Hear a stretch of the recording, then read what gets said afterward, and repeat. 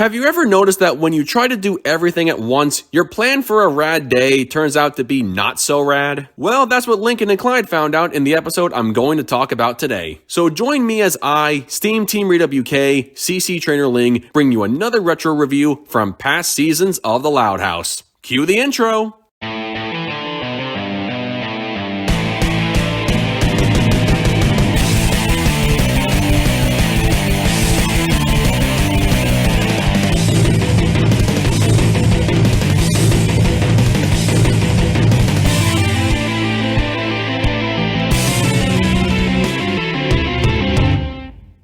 Today's episode is Kick the Bucket List. In this episode, Lincoln and Clyde only have one day to try to cram in all the activities they had planned for their spring break, and yet neither one of them has the fun they had anticipated. This is one of those episodes that sounded really cool on paper, but it's not so cool when the story plays out. Basically, the entire premise is Clincoln McCloud rushing through their activity list over the course of a single day after Clyde informed Lincoln that he and his dads were going on a last-minute trip to Hawaii for spring break. As expected, when they finally got together on the last day of their break, they couldn't properly enjoy anything they had planned to do days earlier because of the limited amount of time they had. That meant every activity was going to end in either disaster or major disappointment, and that's pretty much what happened. It also didn't help that they had failed to reduce the size of their list, instead adding more to what they already had, and then it just got a little pathetic with them trying to split up the list and then do their activities separately in an effort to save time. Speaking of doing things separately, I found it rather idiotic that both kids refused to let some of the Lau sisters join them in what they were doing because they said it was a Lincoln and Clyde thing. They'd rather have a miserable time trying to do things alone with their friend in spirit, so to speak, instead of trying to have a fun experience with someone who was actually there and wanted to be there. It was even more pathetic and honestly very cringy in Clyde's case because he was using various inanimate objects to represent Lincoln as if he were actually there. And for some reason, Lenny was presented as so stupid to the point where she truly believed a rock with Lincoln's face on it was actually her brother. I know it's in her character to be simple-minded, but this was pushing it. Eventually, both Lincoln and Clyde meet up and admit they didn't have the awesome and rad time they had hoped for, and speaking as the viewer watching the story unfold, I was pretty much echoing the same sentiment by that point. However, I will say the one enjoyable part of the episode was the montage of them trying to get back to Lincoln's house before the streetlights came on. They had more fun during a fast-paced sequence, something that wasn't even part of their original list, mind you, and it was the most awesome and rad thing they did all day compared to all the other activities they did. So they vowed to not make another to-do list for their next spring break, and you'd think the episode could have ended right there on a positive note. Well, that didn't happen because somehow the bird that Lincoln and Clyde encountered earlier at the pet store was waiting inside Lincoln's house and started attacking him while his sisters assumed it was another Lincoln and Clyde thing.